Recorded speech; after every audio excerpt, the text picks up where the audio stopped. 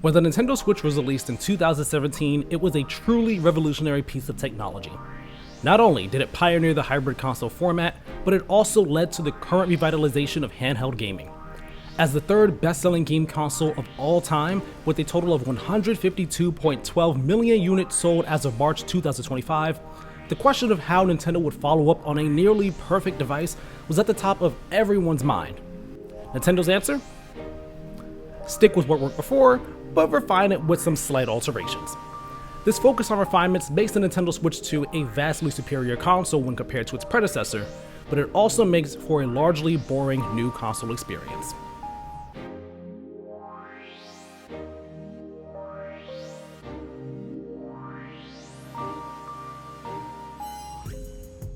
Let's talk about the hardware first. The Nintendo Switch 2 is essentially just a bigger, more powerful Nintendo Switch. I realize that may sound reductive since there are some genuinely new things that it does over the original Switch, but it's the truth, and in my opinion, that's not entirely a bad thing. It features a 7.9-inch LCD touchscreen, a significant jump over the 6.2-inch 720p LCD screen on the original Switch. The new screen also supports HDR10 and VRR up to 120Hz. When the system is docked, it can output a 4K resolution at 60 FPS. 120 FPS gameplay is also possible when docked if your TV supports it, albeit at 1080p or 1440p. And making this all happen under the hood is a new custom NVIDIA processor that allows the Switch 2 to use a form of NVIDIA's DLSS upscaling technology. Since I'm neither a tech whiz nor a Switch OLED owner, I can't speak to many of the nitty-gritty, hyper-technical aspects of the Switch 2, such as the nuances of the screen, how it compares to that of the Switch OLED and other handheld gaming devices, or how well the system uses DLSS. What I can say though, is that I think the screen looks great and is a sizable improvement over the OG Switch. Just looking at them in side-by-side comparisons, it makes me question how I ever played on that smaller screen. The bezels on the Switch 2 screen aren't as thick as its predecessor, and the screen naturally blends into them when it's off, making them much harder to notice at first glance. I'll talk about the various games I played on the Switch 2 a little later, but the increase in screen size and visual quality across the board makes playing handheld or docked a much better experience than before. The Joy-Cons, now called Joy-Con 2, have also seen an increase in their size and weight, though it's a more subtle jump than with the screen. There's a certain heft to them that makes them feel more premium and less like little playthings, but it's such a minute increase that they don't feel too different from the original Joy-Cons. That sentiment also applies to the weight of the console itself when the Joy-Con 2s are attached to it. I always liked the original Joy-Cons, but I'm able to hold the Joy-Con 2s a bit more comfortably than I did with the original Joy-Cons, and I don't have to use as tight a grip as I would with their previous incarnation, which is always nice. One major difference with the new Joy-Cons is the fact that they no longer slide onto the sides of the Switch 2. They now attach to the system via magnets inside the console, producing a more satisfying click than in the past. Once attached, they give the system a sleek, premium appearance that I really love. Just like before, detaching the Joy-Con 2s requires pressing a button on the backside of the controllers, but it's not a simple button press. You have to really push down on them to force the separation. Trust me, these are strong magnets. As a test, I held my Switch 2 vertically while holding only one of the Joy-Con 2s and didn't feel the magnetic grip loosening at all. Can they be detached without the buttons if you use enough force? Maybe, but I'll leave that to other people to test out. Something that's been taken away from the Joy-Con 2s is their color.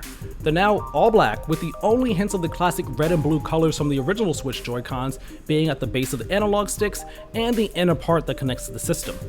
It's a shame that the color has been all but removed, since it makes the Switch 2 feel a bit more cold and straight to business, unlike the original Switch, which exudes warmth and playfulness. I like the more premium look of the system, don't get me wrong, but it's a stark difference akin to that of the Joyful Fairies and the business-focused Pixies from the Fairly OddParents. Another aspect of the Switch 2 hardware that's been improved is the kickstand. Nintendo has wisely followed in the footsteps of the Switch OLED's kickstand here, as it runs along the entire back of the system and allows you to freely angle the Switch 2 however you'd like for tabletop play. That alone is great, but I especially appreciate how sturdy the kickstand feels. I never felt 100% comfortable using the kickstand on my original Switch. Its flimsy, thin piece of plastic always seemed like it was one wrong move away from snapping off. I also had the same fears whenever I opened the game cartridge slot on my original Switch, but it's also been updated with a sturdier, more durable part. They're small changes, but they go a long way toward making the Switch 2 feel as premium as it looks. As for the rest of the hardware, it's all pretty straightforward. The Switch 2 comes with 256 gigs of storage space, a significant improvement over the 32 gigs of the original Switch, and that space can be expanded with a micro SD express card that easily slots in underneath the kickstand. On top of the system, you'll find the power and volume buttons, the headphone jack, a surprisingly great microphone for voice chat, more on that in a bit, and the system's second USB-C port. The additional USB-C port can be used to charge the console if you're playing undocked, or it can be used to plug in a webcam for video chatting. Nintendo is selling its own camera, but you can use third-party webcams instead. I tried using my PS5 HD camera to no avail, but my Logitech C922X webcam worked just fine. The Verge has a list of compatible webcams for the Switch 2, which I'll link down below in the description, so I suggest checking it out and doing some research to see if any webcam you own will work with the system. And not to leave out the dock, but similar to the console itself, it's really just a bigger, slightly refined dock. In addition to the HDMI port, it also has an internal fan for better cooling, 2 USB-A ports, and an Ethernet port. Thank you, Nintendo, for not making us wait for a revised dock so we can have a wired internet connection. Now once you've got your Switch 2 plugged in and squared away, it's time to actually use the thing you spent at least $450 on. The setup process is simple, and if you have a Switch 1, doing a system transfer will carry over all your profiles, games, save data, and system settings. It takes a short amount of time, but when it's all said and done, it'll be like you never left your original Switch.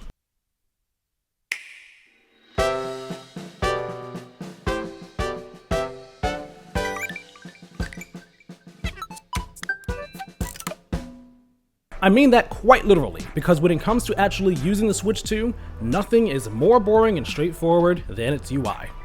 Game icons have slightly curved edges, and hovering over items gives them a gradient colored outline, but otherwise, everything here is exactly the same as it is on the original Switch.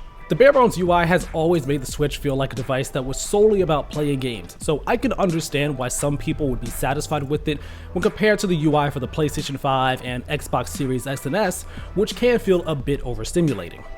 I thought the original UI was passable and got the job done, but I lamented how it lacked any sort of charm or personality. So, needless to say, it's disappointing that Nintendo chose not to do anything that would breathe life into the Switch 2's UI. Soothing music, different background colors, or even simple themes based around Nintendo's many first-party franchises would do wonders for making the Switch 2 feel like the brand new console it is, as opposed to an iterative update a la modern smartphones. One aspect of the UI that has seen positive change is the eShop. If you used the eShop before, then you know that it was a hot mess. It was slow to load and a painful slog to navigate, making it borderline unusable, but Nintendo has made it significantly better on the Switch 2.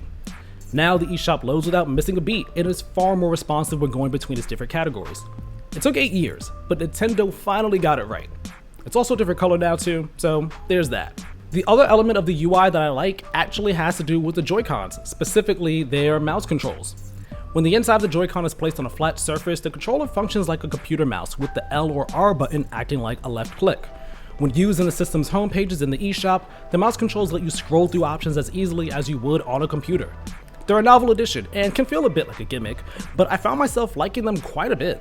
It's also cool that you don't have to use a desk for the mouse controls. An armrest or even your lap will suffice. What I also found myself impressed with was the new game chat feature.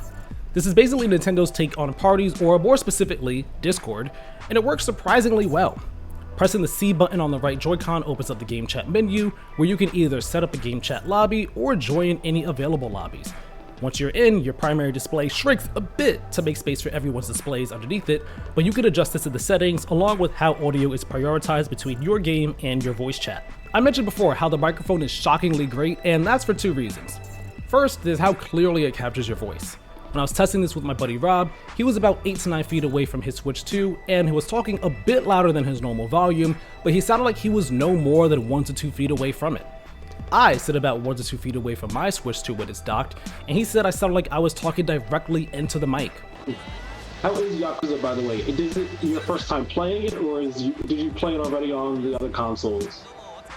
This is my first time really playing this one. Okay. I played maybe 2-3 hours of it on Xbox. Okay. But look, I don't want to read. You know, I need an English dub. That's totally fair. Nintendo also claimed that the microphone would cancel out most, if not all, background noise and isolate your voice during chats, and from this brief test, they weren't wrong. I played some music off my phone, and Rob said he could somewhat hear it when I spoke, but only when I spoke and only because he was trying to listen for it. At one point, his garage door opened and another person came into the room, but the only reason I was made aware that those things happened was because he told me, not because I heard them. The other pillar of game chat is the ability to share your screen and camera with everyone else in the party. We didn't test the camera side of things, but Rob and I shared our screens and it's exactly as Nintendo advertised it. Your game continues to run and look perfectly fine on your primary display, but runs at a significantly lower frame rate in the shared display. Is it funny to see? Sure, but if I had to choose between my game running worse and the shared display looking a bit worse, I'd take the latter every day. Nintendo has notoriously made communicating with your friends more arduous than it should be in the past, so I'm glad the company chose to eschew its previous habits. Game chat is simply great, and its ease of use and functionality put the company more in line with other platforms. Of course, you can't have a video game console without the games. The day one launch lineup for the Switch 2 is admittedly heavy on ports and enhanced versions of previously released Switch titles, with Mario Kart World being the only notable brand new game available. How exciting this is will vary from person to person, so if the Switch was your only gaming platform, then I imagine you'll be more than happy with what's on offer, especially since the system is backwards compatible with the original Switch. However, if you have a PC, PS5, or Xbox Series X or S, chances are that you've played many of these games already, so the launch lineup might not be as impressive to you. Since its June 5th release, I've played a total of 9 games on my Switch 2 in both handheld and docked modes to get the full Switch 2 experience. I won't be going too in-depth on all of them, but I do want to provide a good idea of what my thoughts are on the games themselves and what it's like playing them on the new console. Starting with backward compatible titles that didn't receive a shiny enhanced edition, I booted up Super Smash Bros. Ultimate and Animal Crossing New Horizons. Both of these games ran just fine on the original Switch, but they benefit from faster load times on the Switch 2. For Smash Ultimate, loading into the game's opening cutscene was a fair bit faster on the new console, taking only 20 seconds on Switch 2 and 27 seconds on the older console. The pre-match and post-match load times are also faster on Switch 2, but only by a difference of less than 3 seconds. Animal Crossing had painstakingly long load times on the original Switch, but they've been cut down substantially, taking only 33 seconds to load into the game on Switch 2, as opposed to the 53 seconds it takes on the original Switch, and this speed persists beyond the title screen. Then there's The Legend of Zelda Tears of the Kingdom. This game does have a Switch 2 edition, but I gave the original version of the game a spin on the Switch 2 first, and found that the load times were indeed faster on the new system, and to my eye, the frame rate seemed to be more stable in certain instances. I don't have any other games that struggled on the original Switch, such as Bayonetta 3, Pokemon Scarlet and Violet, or Batman Arkham Knight, but other outlets and creators have reported these games getting performance and resolution boosts on the Switch 2, either through a patch to the game, or just by running on the system, so it stands to reason that the extra power of the new hardware will be a boon for the original Switch's vast library. Getting back to Tears of the Kingdom, I did pick up the Switch 2 edition that promises 60 FPS, HDR, higher resolution, and faster load times, among other gameplay additions. And let me say, it's well worth the price of admission. I was as shocked as Tobey Maguire in Sam Raimi's first Spider-Man movie when Peter is testing his eyesight after gaining his powers. The improved visual quality across the board makes a world of a difference in not just appreciating how Hyrule looks, but also how the game plays. I'm not someone who obsesses over games running at 60 FPS, but I seriously don't think I could go back to playing this game at 30 FPS. The load times aren't anything to sneeze at either, clocking in way under the load times for the Switch 1 version. Tears of the Kingdom was already a superb game, and the Switch 2 edition makes it even better. As for Nintendo's other first-party releases for the Switch 2, I spent a bit of time with Nintendo Switch 2 Welcome Tour, and it's fine. It's a cute, informative, and semi-interactive deep dive into how the Switch 2 works, but it didn't hold my interest for long. At $10, it's not egregiously priced, but it'd be better served as a pack-in title. Mario Kart World is the big first-party launch title, and it's a fun time. I'm working on a separate piece solely for Mario Kart World, so for now, I'll say that the core fundamentals of chaotic fun and great track design are present and heightened with the new grinding and wall riding mechanics. The open world does leave something to be desired and subsequently hampers other aspects of the game, but it's a solid package overall, if not the must-play game that Breath of the Wild was for the original Switch. If Mario Kart World isn't necessarily your speed, perhaps Fast Fusion will be more up your alley. Developed by Sheenan Multimedia, this futuristic arcade racer is a thrill ride that I've had a blast with so far. Image quality is a bit on the rough side, something that Digital Foundry also notes, but it's not much of a detractor for me. With this $15 price tag, it's a great companion piece to Mario Kart World. Two of the bigger third-party games available for the Switch 2 at launch are Street Fighter 6 and Cyberpunk 2077. I have both of these games on PS5, and although the visuals obviously don't match those of Sony's console, they look great on Switch 2 in docked and handheld modes. Street Fighter 6 runs at a solid 60 FPS, and the colorful splashes of paint from drive moves look excellent on the Switch 2 screen. I will say that it wasn't intuitive using classic controls with the Joy-Cons separated from the console. Although the Joy-Con 2s are more comfortable in my hand than their predecessor, I couldn't comfortably hold the controllers to execute the button inputs needed for moves. It's fine with modern controls though, which I do prefer to use anyway. As for Cyberpunk 2077, I think it's the most impressive game I've played on the Switch 2 so far. Visually, it falls somewhere between the PS4 version and the PS5 version, so while it doesn't have all the visual bells and whistles of more powerful hardware, it still looks pretty darn great and manages to avoid the issues that I had with the last gen version running on PS5. The visual quality of the screen also shines here in my opinion, as Night City looks excellent when taken on the go. Performance-wise, I've had the frame rate drop a few times when driving around Night City, but it was never too severe.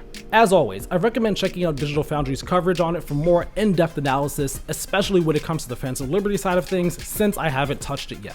Cyberpunk also has a couple of features that are specific to the Switch 2, such as gyro support and minor motion controls, but most notably, it supports the Joy-Con 2's mouse controls. It has to be toggled on in the menu, so you can't seamlessly activate it during gameplay, but it's a fun addition. I've never played a game with a mouse and keyboard, so using half of that setup here required some brain recalibration on my end, but I enjoyed it far more than I expected to, and I suggest others give it a try as well. Overall, this is a great port by CD Projekt Red, and I highly recommend you pick it up, whether you've played Cyberpunk 2077 already or not. One thing I haven't mentioned yet in this review is the battery life. Nintendo says depending on what game is being played, the Switch 2 will last for about 2 to 6.5 hours before it needed to be charged.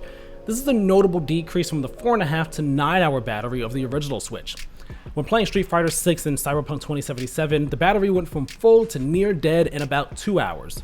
Considering how intensive these two games are, this doesn't surprise me too much, but I had hoped to get a bit more time out of the system when playing them.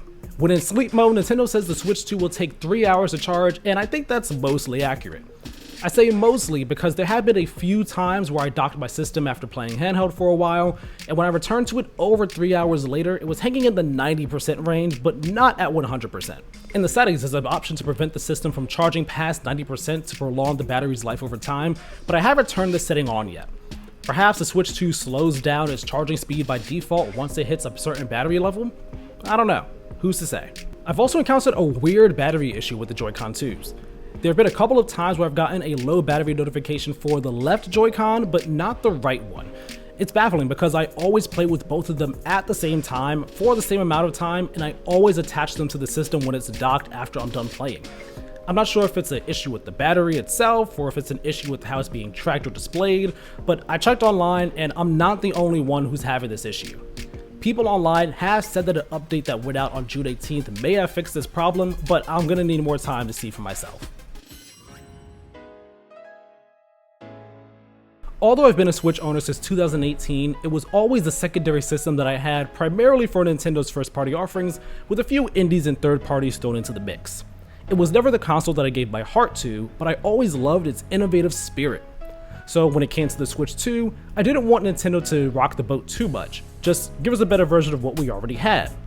And that's exactly what happened, for better and for worse. On one hand, it's great that the company focused on making sure that the Switch 2 was up to par with modern hardware in various ways, making it bigger and more comfortable, making the screen 1080p, adding 1440p and 4K output resolutions when docked, supporting HDR and 120 FPS gameplay in handheld and docked mode, including Nvidia's DLSS technology. These are all must-have features if the Switch 2 wanted to meet expectations and be able to hang with the current generation of PlayStation and Xbox consoles, their future successors, and all the other gaming handhelds that have been entering the space since 2017. On the other hand, as great as all that is, it's a classic case of Nintendo playing catch-up with the rest of the industry. That in and of itself isn't a bad thing. After all, Nintendo consoles are largely renowned for their library of imaginative and charming first-party games, not their use of bleeding-edge technology. But in this case, Nintendo's long-awaited adoption of modern technology plays a factor in the Switch 2 not feeling as exciting as new consoles typically are, since that's the big draw here. There's very little about the Switch 2 itself that screams, new console to be excited about. If anything, the Switch 2 feels more like the mythologized Switch Pro. The UI is exactly the same as before, albeit with a functional eShop at long last. The games you already own run better, but otherwise they play exactly the same as before. The day one launch lineup is mostly ports and enhanced editions of already released games, with the most exciting games being a single first-party title in Mario Kart World, and an I can't believe they pulled it off port in Cyberpunk 2077. To be fair, launch lineups for new consoles are tough, and there are first-party games on the horizon to be excited about, like Donkey Kong Bonanza in July, Pokemon Legends ZA in October, and Metroid Prime 4 Beyond at some point this year. As for the new features Nintendo did add, mouse controls are a cool inclusion that don't get in the way of the fun, and game chat is an excellent take on Discord voice chat. As a console, I think the Switch 2 is just as great as its predecessor. The core concept of playing console games anywhere I want, whenever I want, is still masterfully executed here in the most no-frills way possible. That's a testament to how much Nintendo got right on their first attempt with the original Switch. But as a follow-up to that system, the Switch 2 feels like more of an iterative update than anything. So here's how I see things.